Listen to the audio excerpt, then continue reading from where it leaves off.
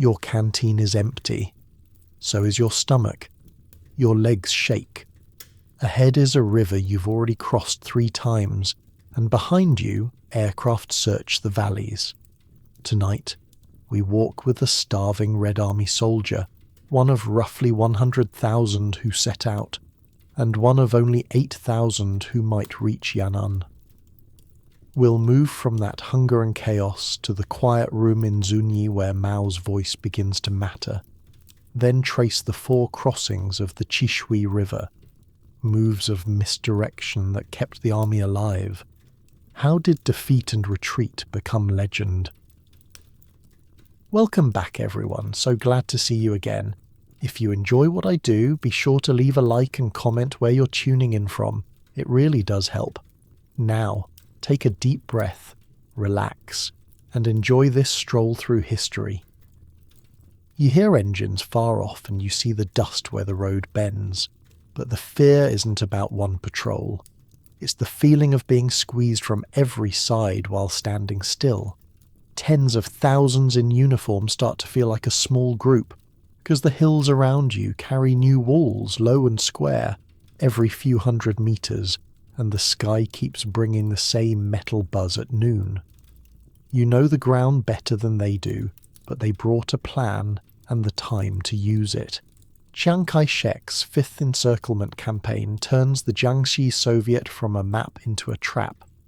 No more reckless charges from the nationalists.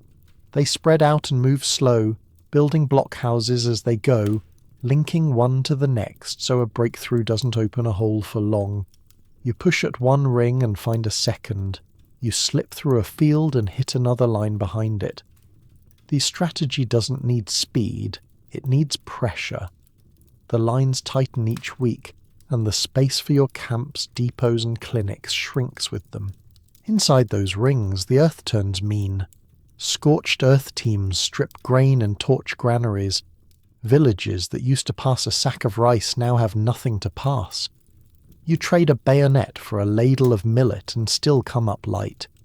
The fields go black or stand bare after harvest because the stalks were pulled and burned. Roads get blocked, ferries pulled to the far bank, and paths packed with thorns. Parents shove sons into carts and leave for towns the army doesn't control. The Red Army feeds on the countryside, and the countryside is put on a diet. Orders from Bogu and Otto Braun tell you to hold lines like an army with thick armour. Trenches, fixed positions and neat maps of sectors. It reads clean on paper. But the blockhouses sit on the heights and overlap fields of fire. Push forward and you end up under angles you can't see from the trench. Try to counterattack, and an airplane shows up to mark your trail. Southern hills that once helped you move now pen you in because the watchtowers talk to each other faster than runners can carry notes. You can count the math even if you don't know the exact totals. The nationalists bring several 100,000 men far beyond your numbers, and their blockhouses sit close enough to trade signals and shoot in support. German advisors teach patience and structure. Don't rush the nest, cage it, and let it starve. So the ring grows teeth, and each tooth has a field kitchen, ammo stores, and a clear radio line. Your side has courage and local guides. Their side has time, cement, and planes. Inside your column, the weight grows. You haul machine guns, mortars, presses, plates for printing and paper. You carry archives wrapped in oilcloth and training manuals taped shut with twine. The idea is simple. If the land goes, the army keeps the state alive inside itself. But every crate means another back bent and another minute lost on a road that used to take an hour. Wounded men sit on stretchers. Porters change hands at each hill. Carts get stuck in clay the colour of old blood after the rain. Even when you dig in well, the method bites you. Soviet-style positional defence wants open ground and clean arcs. Jiangxi gives you trees that hide and then betray, ravines that pool fog in the morning, and ridges that look safe until noon when the air power comes. A hidden gun draws a spotter's eye, and by evening the blockhouse on the next rise throws fire at the exact place you thought was clever. You can't go toe-to-toe for weeks with a force that never needs to expose its core, so you start asking a hard question. If the net keeps shrinking and every day costs more food, more shoes and more blood, how do you cut through without cutting yourself to pieces? Leaders argue over maps laid on straw mats. Keep the lines and wait for a mistake, or move now and risk the road. You can hear debate through tent walls at night, voices low, the scratch of pencils on cheap paper, smoke rising while rations shrink. The answer lands like a stone. Stay and be chewed down, or move and take the hit once. Retreat, not as a tail, but as a door still open a crack. On October days that feel too hot for the month, orders run down the files. Break out. Do not engage unless forced. Carry what matters most and leave what weights the feet. Columns form in the dark, with scouts on paths that wind between blockhouses like threads in the teeth of a comb. Engines still hum overhead, and the dust on the horizon doesn't fade, but boots start moving. The Red Army chooses the last exit through fire, a march that begins as a survival act with no promise beyond the next bend. You step off knowing the ring won't stay behind forever. The first test sits ahead, wide and fast, a river that doesn't care about plans and swallows men faster than bullets. A river should mark progress. Here it marked disappearance. Late 1934, west of Guilin and south of Guilin's safer roads, the Red Army hit the Siang River. The plan said cross fast, keep moving toward Guizhou, and widen the gap before the nationalists caught up. What arrived at the banks was not a clean spearhead. It was a traffic jam with guns. Columns stretched for miles. Refugees tucked into the lines with bundles and crying kids. Porters hunched under crates that had seemed vital a week earlier. The water ran cold and steady. The air had the sound of engines you learned to hate. You step into that mess and feel the stall. Bridges can't take the weight. Ferries are on the far side or sunk. Boats pass under shells that land where the mud looks thickest. At noon, the sky coughs up a spotter plane. Minutes later, artillery brackets the shore. You get the drill. Huddle behind carts, press your cheek to a wheel. Count the seconds between bursts. Wait for someone to wave you forward. Then it stops, and you run, and it starts again. Speed dies in that rhythm. The numbers tell the scale even if no one reads them out loud in the ranks. Roughly 86,000 had broken free from Jiangxi. 2 days at the Xiang cut that down hard, with about 50,000 casualties as nationalist units coordinated their blocks, and the air pressure never let up. Those days, November 30th and December 1st, burned into memory because the loss did not spread across weeks. It hit like a door slamming twice. On the second slam you could hear what had been trusted start to rattle. Weight kills at a crossing. Radios that could reach back to units still strung out behind. Heaved into the water when men saw the pile-up ahead. Printing presses, the heavy ones that kept orders and newspapers alive. Tipped from carts to lighten the bridge. Bedding, extra boots, crates of paper and cordage, left in heaps that turned into bonfires when someone decided the enemy would use it.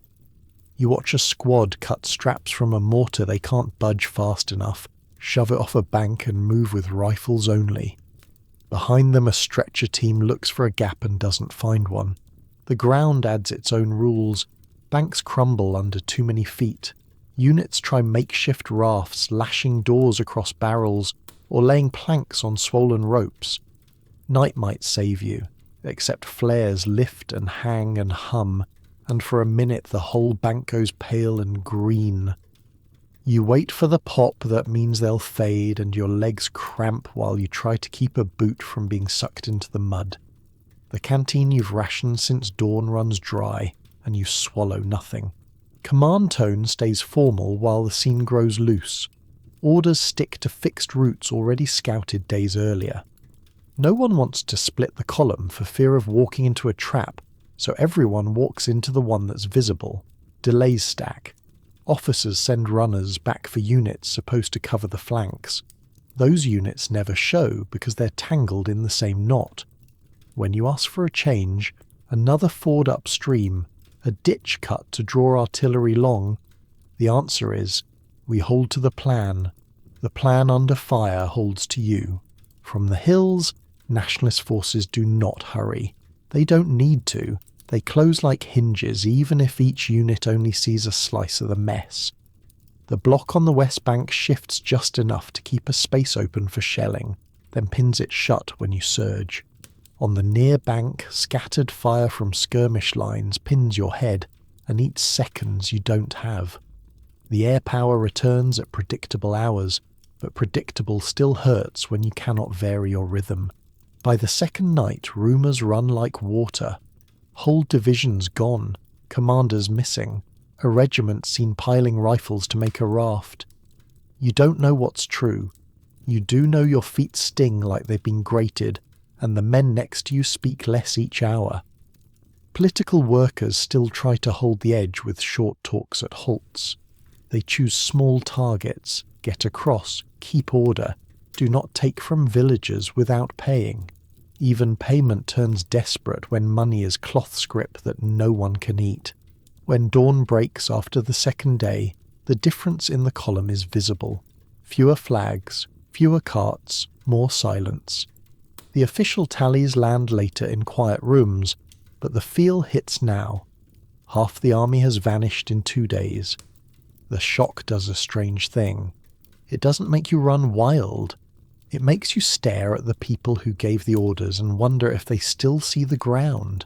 Faith in Bogu and Otto Braun had held through months of pressure because routine feels like safety. At the Xiang, routine drew fire like a magnet. Men in the rank start using the word why, and officers no longer snap it down. You hear new names in low voices after dark, a different way of fighting, a promise to move light and pick ground. That promise won't be tested at a ford or a bridge. It will be tested in a city with no headlines, a place inland where maps come out again and tempers cool just enough to listen. Zunyi waits up the road. When food runs out, discipline becomes the last ration. You wake up sore, hungry, and a little colder than yesterday. Your socks are damp from last night's rain. The shirt on your back feels like paper. Breakfast might be a handful of cracked grain if the quartermaster found anything. If not, you chew wild greens and try not to think about it. Blisters open under the heel and ball. You tie cloth around them and keep walking. The cough that started 2 weeks ago keeps hanging on, and the guy next to you has a fever. He keeps moving anyway because stopping is worse. The ground doesn't care. Mud climbs your legs. Streams rise and soak your pants even when you tiptoe the stones. The wind cuts through thin jackets. The rain changes to sleet at higher paths, and the slope steals breath one step at a time. Malaria hits some at dawn with chills so hard their teeth knock. Dysentery takes others without warning. You learn small tricks because small tricks matter. Dry socks near coals. Salt kept in a fold of cloth. A bit of boiled water when you can spare fuel. None of it fills a stomach, but it helps a body hold the line. Villages sit ahead like tests.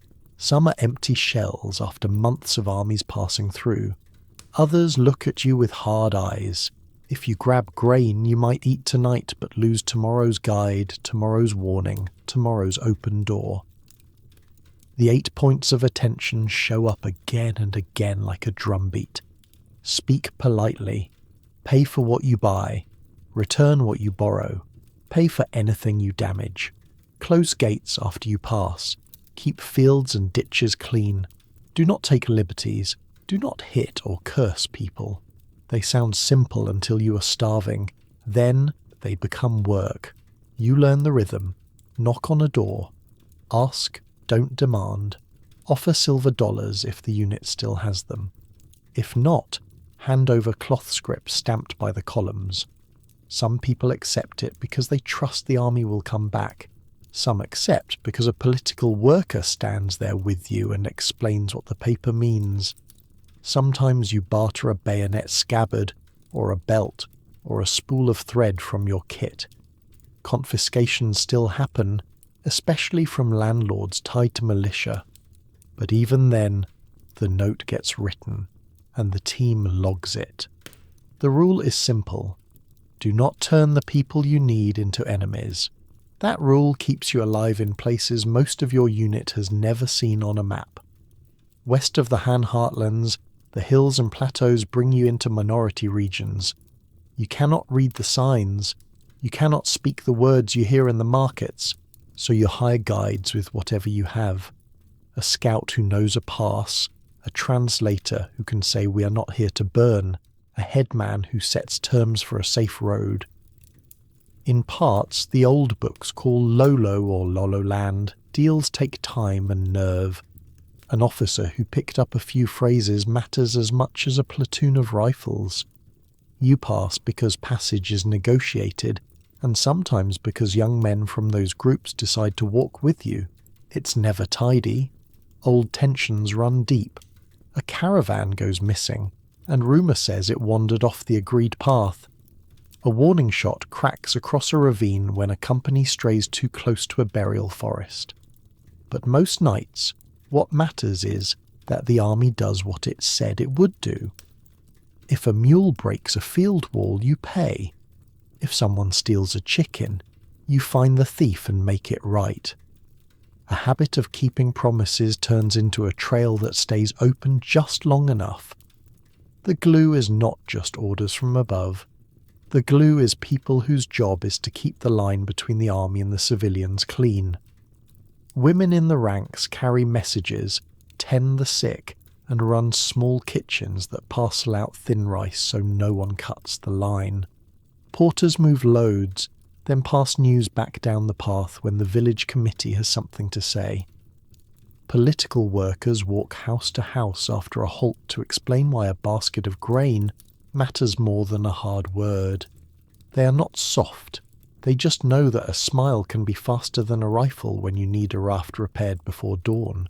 By the third week on roads like these, you start to see the payoff. A family that watched you pay last time offers a bowl first this time. A young man who listened to a short talk in a courtyard shows up the next morning with a bag and a hoe, saying he'll carry for a stretch. A local chief sends a boy to warn about a militia ambush around the next bend. None of this stops hunger. It does something else. It carves safe corridors through places that would have closed behind you. Discipline buys time. Goodwill slows the bleeding. But it doesn't solve the big problem, which sits above the column like a storm. The way of fighting must change, or all this careful behaviour becomes a well-mannered walk to nowhere. You can feel that thought move through the ranks, even if no one says it out loud on the road. Still, for today, the column holds. The 8 points turn men and women who could break into people who still move together. They keep your hands from doing the thing you'll regret, and they keep doors from slamming in your face when the next ridge is worse than the last. That kind of conduct saves a corps, the part of the army that keeps its shape when numbers fall. With morale fragile but alive, the path narrows toward a city where words will matter more than weight. A room waits for an argument that has been building since the first trench.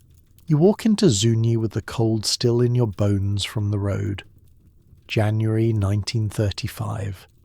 The march hasn't stopped, but for a few days the leaders sit in rooms that don't move. Doors shut, guards posted, and the talk turns to why half the army vanished at a river that should have been a step forward. The city is quiet. The rooms smell like damp plaster and tobacco. On tables, maps lie under stones to keep the corners flat. Grease pencils draw lines, wipe them, then draw them again. You can hear boots in the hall and low voices that carry the weight of the last 2 months. The meeting opens with the people who wrote the earlier orders. Bogu speaks first. He leans on the word objective and talks about the enemy's numbers and the bad luck of scattered units. He points to the scale of the net that closed and to the way the Red Army got stuck at key crossings. He calls it pressure no one could avoid. Otto Brown backs him. He defends the idea of holding lines, of digging in and making the enemy pay. He treats the loss as the cost of a hard war against a larger force. The room listens, but eyes drift to the floor. Men hear buried friends last week. Then comes a voice that hasn't had the first chair in a while. Mao speaks clearly. He lays out the core problem in a way that makes the walls feel closer. Static defense against a moving cage loses in these hills. He pushes for mobile warfare. Choose when to fight and where. Trade ground for time, then trade time for chances. Avoid the set-piece action that lets the enemy bring the air and the blockhouses to bear. Live to strike when lines thin and when the other side believes you're trapped. If the army dies to defend dirt, the cause dies with it. Zhou Enlai steps into the space between blame and fix. He accepts his part in past choices. He also backs the pivot. He argues for a path that does not beat the men left standing into the same shape that broke at the Xiang. He wants coordination, but not at the cost of speed. He argues for commanders who can take a hill at dawn and leave it by noon without waiting for a stamp. That tone matters. It gives the room a way to change without losing face. A longer critique lands from Zhang Wentian, who's come armed with lists. He catalogues the mistakes tied to the old plan. He points to slow moves that invited encirclement, and to faith in trenches against an enemy, with more guns and eyes in the sky. The effect is steady. Ranks in the room shift. Silent allies become vocal. The minutes note who nods when. By the end, the tally is clear. Bogu and Otto Braun face censure for the failures that bled the army. Mao gains a formal place-shaping military affairs. Zhou keeps a central role. The structure from that day does not crown a single supreme leader, but the balance tilts. Military authority starts to flow toward the approach Mao sets out. The centre of gravity moves from positional doctrine to motion, feint and choice. You feel the room loosen like a bandage that was too tight. Meetings like this don't end with a flag waved. They end with ash tapped into little trays and a cough into a sleeve. Men put on coats and pick up maps. Outside, the air bites. Inside, the lines on paper look different. A staff officer redraws routes to bend away from where the enemy expects. Another circles key river points, not as barriers, but as tools. A runner waits for orders to carry to units still filing through the city's edges. The noise in the hall rises and then settles back into a low hum. So, how does a meeting change the fate of a moving army? It sets rules that match the ground under your feet. It takes fear from the last fight and turns it into a plan for the next one. It doesn't make hunger go away. It stops waste. It frees commanders to break contact, to double back, to use bad weather as cover. It gives scouts a bigger role than mortars. It limits the targets that planes can find because the army doesn't sit where planes expect. The decision is a bet on motion. Columns will move lighter. Heavy gear will go only where it earns its keep. Rear guards will be lean and quick, not small forts. Bridges and rivers will switch roles from traps to tricks.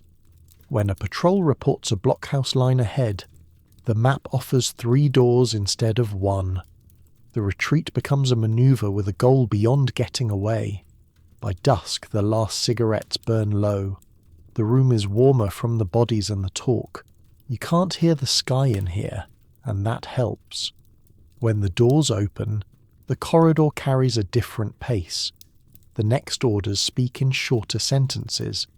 Now the rivers that once cut the ranks in half will be crossed, recrossed, and used to make pursuers chase ghosts. You remember the promise from Zunyi. Move light, choose ground, and make pursuers guess wrong. So why cross one river 4 times on purpose? Because straight lines get you caged.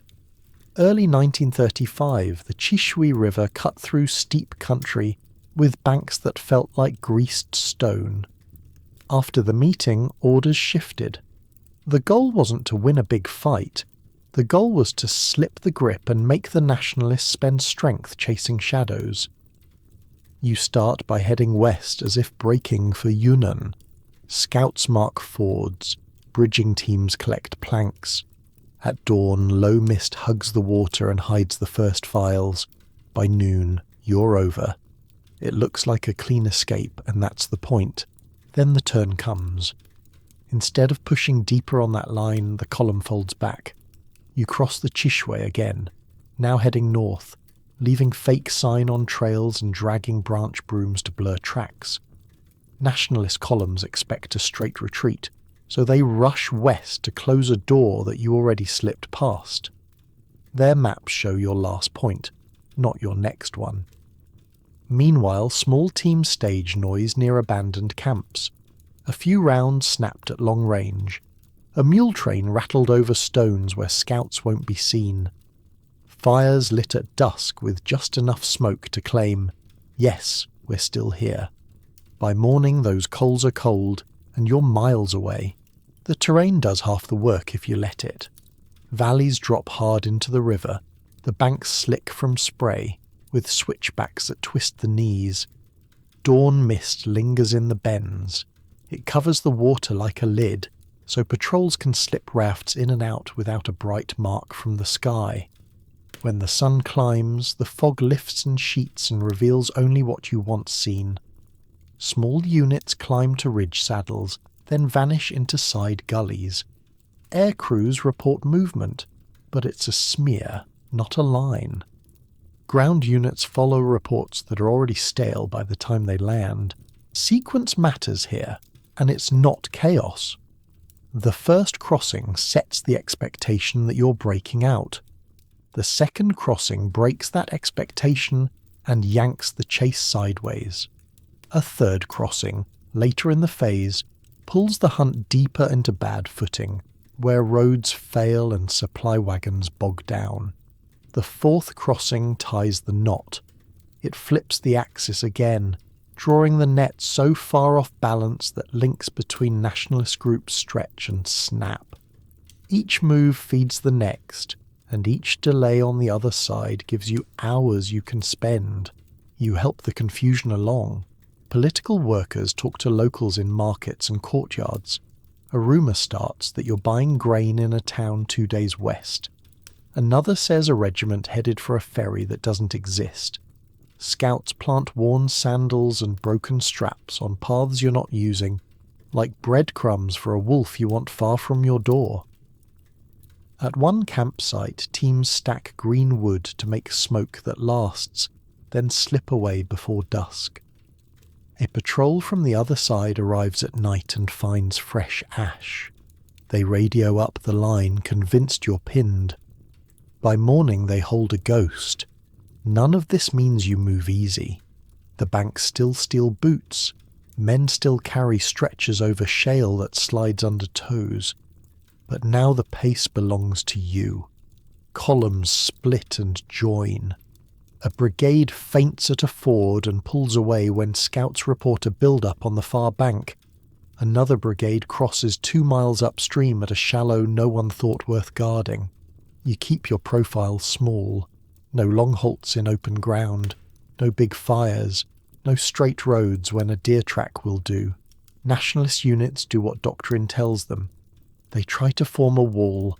The wall keeps finding itself built in the wrong spot. Each time it shifts, gaps open between the bricks. Logistics strain. Ammunition arrives late. Rations spoil on muddy roads. The men in blue and khaki march hard to where you were. You are not there.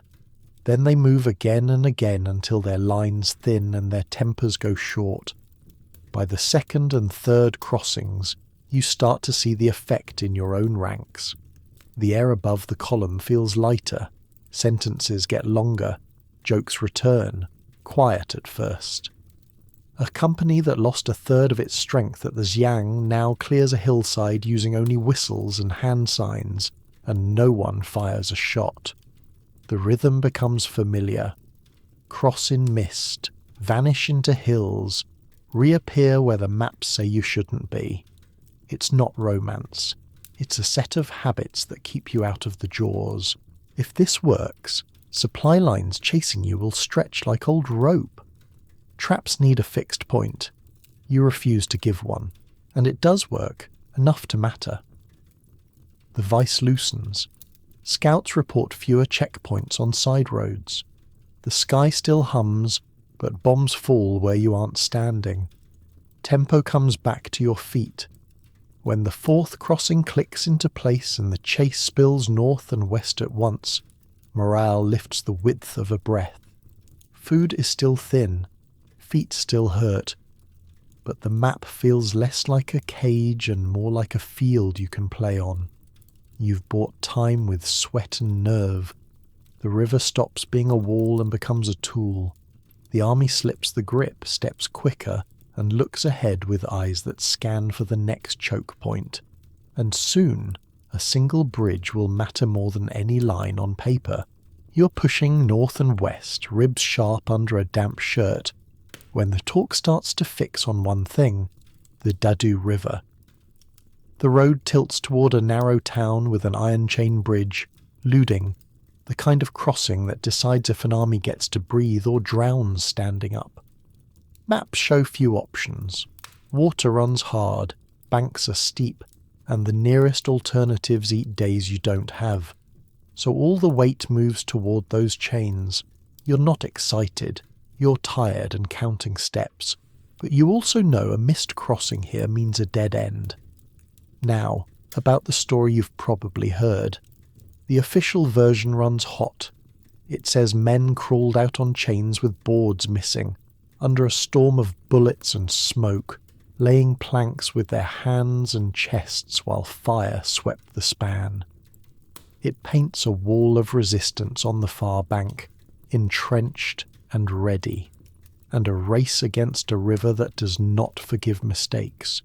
It reads like a page you'd clip and pin up to keep people walking. It works for that purpose. Later voices raise an eyebrow. They look at unit logs and timing, then ask whether the defence at Luding was as solid as the posters show. Maybe the garrison wasn't eager to die for distant orders. Maybe the command chain across the river was tangled by local loyalties and slow signals. Some reports hint that the volume of fire was lower than the legend, that the drama grew in the telling because the army needed fuel that a bowl of thin rice couldn't give. So which is it? Here's the baseline you can hold in your hands. Timelines show the push to the bridge moved fast for a body this worn. Orders compressed hours. Advance elements reached Luding first, while tail units still panted on the far roads. Testimonies agree on the missing planks and the need to move across chains while carrying boards forward. They also agree on smoke, whether from burning structures on the near bank or set fires meant to blind the other side. You grip iron links, slick with spray and sweat either way. You swing out over water that eats men who drop. You place wood while someone covers you, even if that someone faces fewer bullets than the posters promised. The strategic need does not care about the volume of fire. You have to cross quickly or accept the hard math of being caught between river and pursuit. When you look at the unit notes, you see the clock running the show. Messages tick like a metronome. Secure approaches. Push a storming party. Find any boat, any rope, any plank. Build a smoke screen. Bring up the next detachment. The language is dry because it has to be. The risk is baked into the verbs. Let's talk about the feel in your hands. The boards don't sit flat, they seesaw as weight shifts. Nails spit up under your palm. Your fingers burn from gripping iron that chews skin. The river voice is a low, steady roar under everything else. On the far side, shapes move, firing, yelling, or just pacing, hard to tell through smoke. Once you're out there, you stop arguing about versions. You focus on feet and balance. You hold breath when the board flexes. You move. When the first wave makes the far bank, the tone changes in a heartbeat. If resistance is stiff, some go down and others leap over them. If resistance is light, the sprint just stings the lungs. Either way, the point is to stack people on the far side fast, then widen the hold until more boards go down and squads can pass in files. You keep your head low. You step where someone else just stepped because that plank took weight once already. You don't look down. Afterward, the story grows legs. It walks through the column, then back through the country. It becomes a lesson. The army can do hard things in bad places and keep moving. The morale value is obvious when you see men repeat the story at halts, stripping out doubts and polishing the courage. Tired troops stand a little straighter when they hear it. New recruits later hear the same story and decide they will not be the link that breaks. Do the details matter? Yes, but not the way a courtroom wants them. The crossing had to happen, and it did. The route opened into Sichuan, which meant the retreat could bend west and north instead of stalling at the water's edge. The plan to live by movement survived another test. That's the slice that kept the march intact. So myth and method walk side by side now.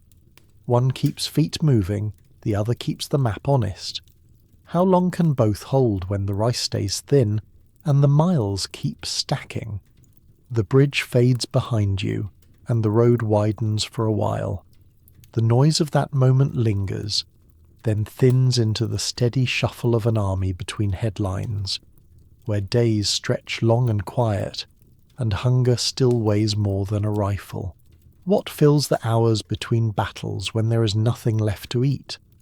You wake in the grey before dawn because that is when columns move. Someone coughs, someone curses softly, and a mess tin taps a rock like a bell.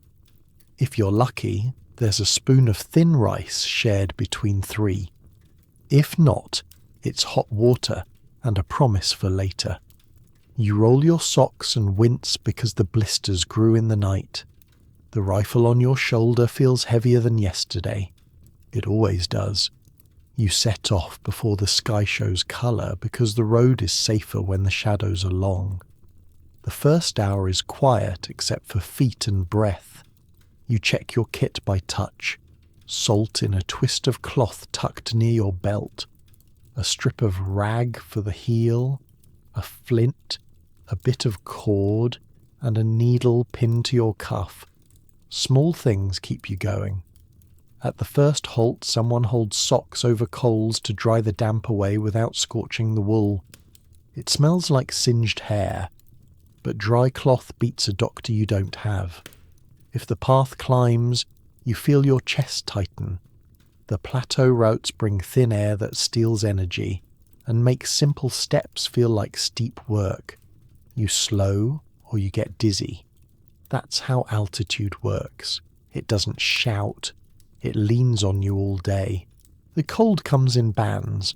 Mornings bite, middays soften, evenings bite again. On higher passes, the wind carries grit and needles the skin under thin jackets. You count breaths and steps to hold a rhythm. Someone in your file carries a fever. Dysentery hits fast and hard. Typhus rides in the seams of clothes. You learn the signs and keep space when you can. At a stream you think about drinking. You wait if possible because bad water can knock you flat for days. Snow on the bank looks clean, so you scrape it into a helmet and melt it over a small flame that barely shows. It takes time, but you'd rather wait than gamble your gut. By late morning, the column nears the edge of a village. This is where the day can turn into trouble. Ask, pay, or take. The 8 points sit in your head even when your stomach twists. You try doors with polite words first. You offer a coin if the unit still has silver. If not, cloth scrip appears with a stamped mark. Some accept. Some stare and shake heads. When someone gets desperate and reaches, the bark of an officer comes fast. Break the rule and you risk punishment the same day. No one wants a story of theft to outrun the column and close the next door.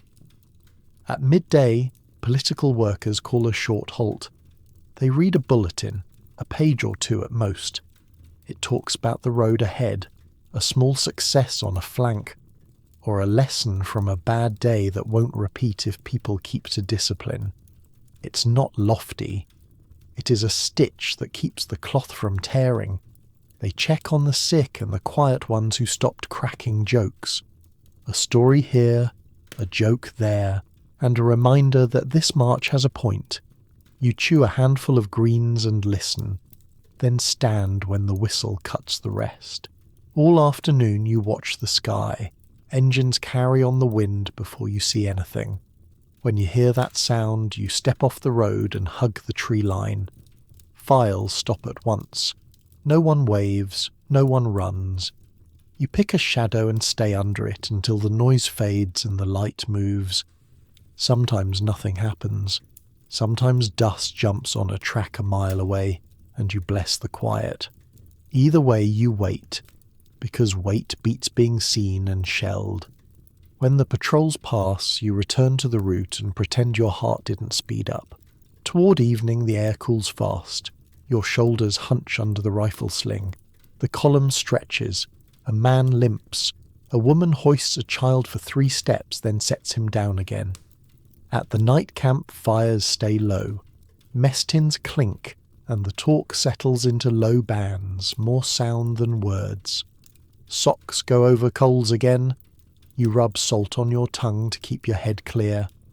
A medic checks sores with quick hands. A political worker sets a lantern and reads 3 lines about where the unit will move tomorrow and why the route bends left instead of right. It gives shape to the next day when the body would rather topple over. Endurance alone won't finish 6,000 miles. Bodies fail if the system fails. So squads count heads twice. Porters swap loads before people break. Guides line up for the morning. Small punishments nudge the rules back into place when hunger tugs at them. It adds up. A scattered retreat gathers itself into a moving base. Discipline on the road, stories at halts, and tasks that make sense when energy runs low. You sleep on a mat as thin as paper and stare at a sky colder than the river. And at the end of this moving base stood a destination with a new promise, Yan'an. You arrive in northern Shanxi lighter in gear and in people. The column that started huge now fits on fewer roads. The date stamped in memory is October 1935, and the head count hurts. Out of the First Front Army's tens of thousands, only a corps in the single digits of thousands stands in formation.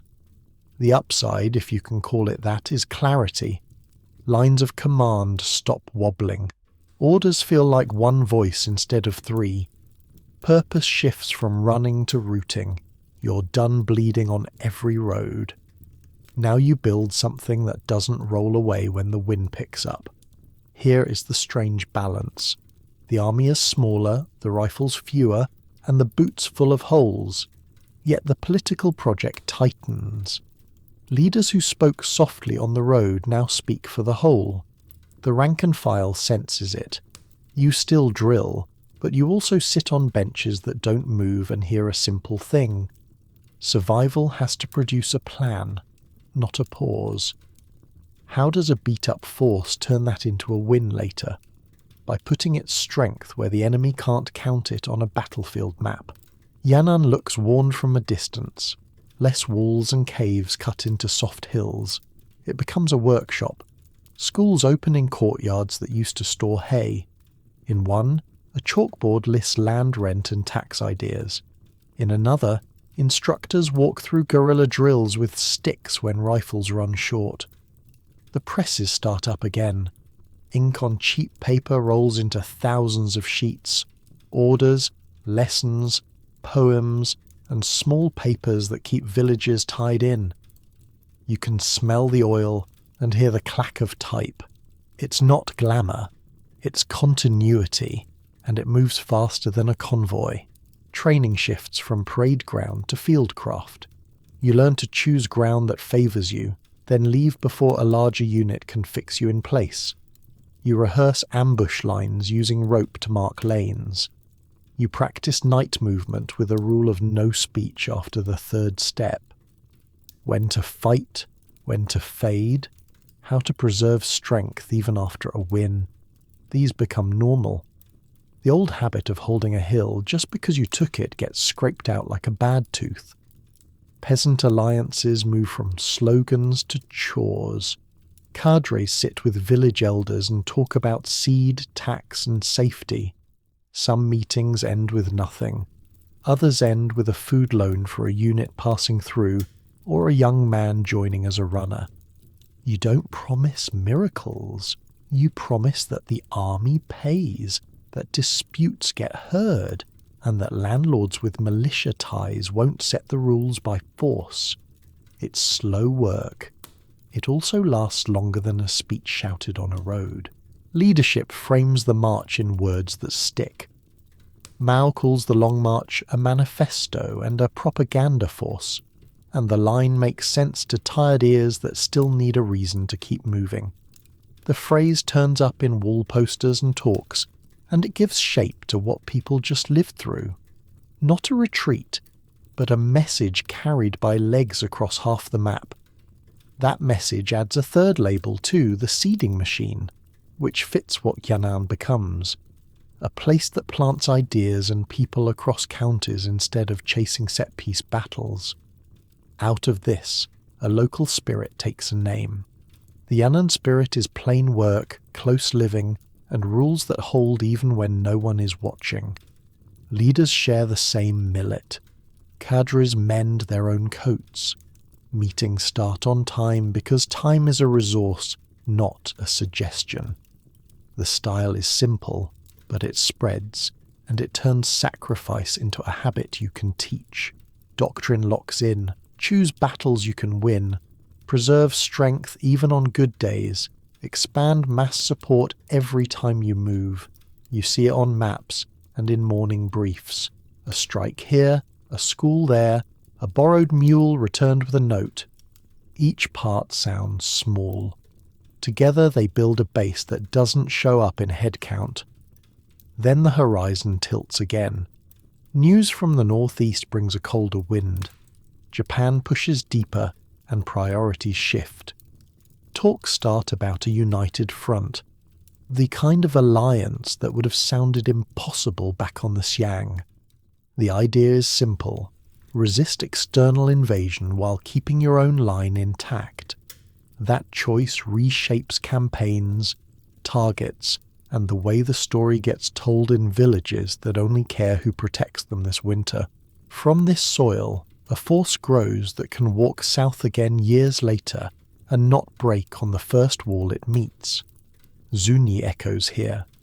The decision to move and to fight on your own terms keeps paying out interest.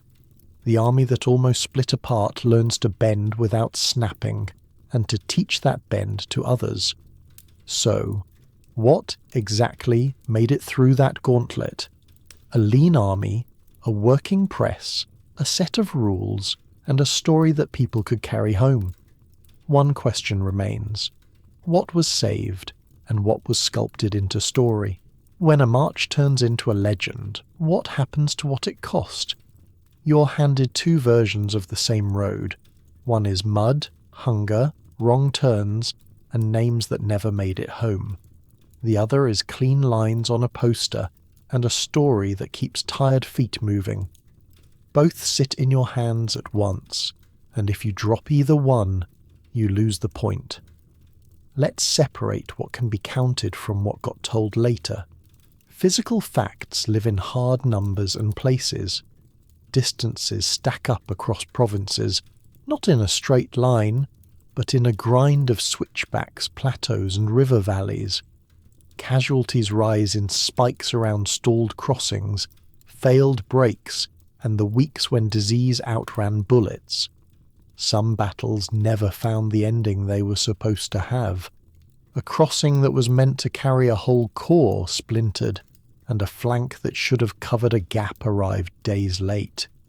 You can mark those on a map with dates and arrows. They don't argue.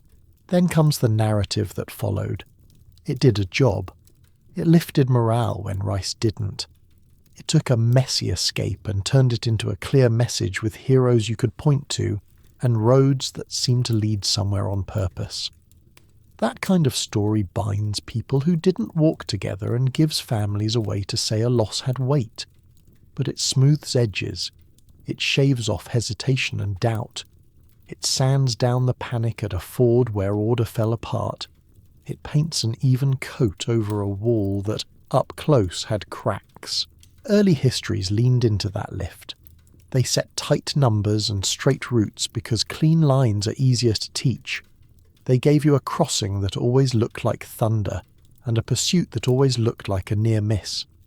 Later work came in with more time and cooler hands. It rechecked logs, talked to people who kept quiet before, and looked at the ground again. Some episodes you know by heart ended up under a lamp. A bridge assault still mattered, but the volume of fire and the timing on both banks faced questions. A long leg measured one way in miles and another way in months, and neither matched the old chapter headings. Even the distance gets a debate. Some accounts hold to a tighter total that fits the straightest path through the provinces. Others stack the detours and loops and land at a longer figure that better matches the wear on boots. Casualty ranges also move. A fixed number looks neat, but the ground didn't keep neat ledgers. People fell out from fever between towns. Skirmishes took 10 here, 20 there, and a disaster at a river took thousands in 2 days. The truth sits in ranges that stretch wider than a single line can carry. None of that takes away the human ledger. It sharpens it. Families let sons and daughters go and waited with no letters for months.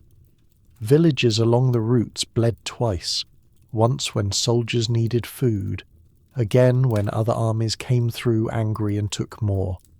Graves sat unmarked because you buried fast and kept moving. A name scratched on a plank or a stone disappeared with the next rain. The cost is not just head counts. It's the tools left cold in a field, the house that never rebuilt its wall, and the child who learned to sleep through the sound of far-off guns. Yet the myth carried function. It recruited when pay could not.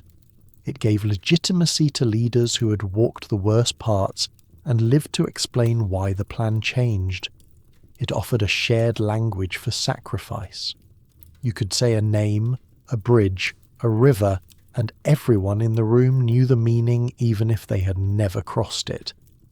That kind of memory holds a movement together when food is low and the map looks hostile.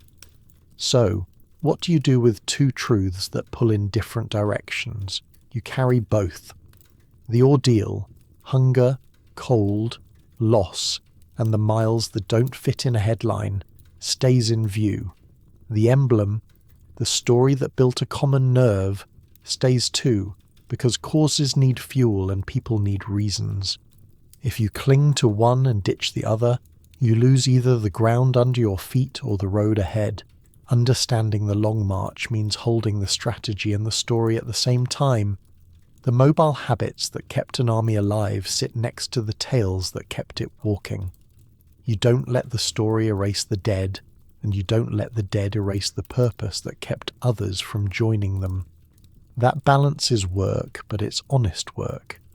And if you want a single weight to hold in your hand, take the empty canteen we've kept in frame. It's light, but it carries everything. Thirst, choices, and the silence after noise. Raise it, and you can feel the road in your wrist. Put it down, and the room gets quieter than any monument. The army's collapse didn't slam the door, it left a slit. Zuni kept that slit open long enough to rethink how to move, and mobile warfare turned a dead-end road into a path you could actually walk without breaking. That's the spine. Carry this with you. Legends grow around real hunger and cold. Remember the method, but don't forget the feet that bled to reach Yannon, and the hands that kept rules when stealing was easier. If this helped you unwind while learning, stay with the series, get comfortable and rest easy. We'll walk the next quiet road together. Thank you so much for listening, everyone. I do hope you enjoyed this brief stroll through history. If you want to see more videos like this one, please click the thumbs up button and subscribe so you don't miss future videos. I bid you farewell and wish you a pleasant trip on your way to Dreamland.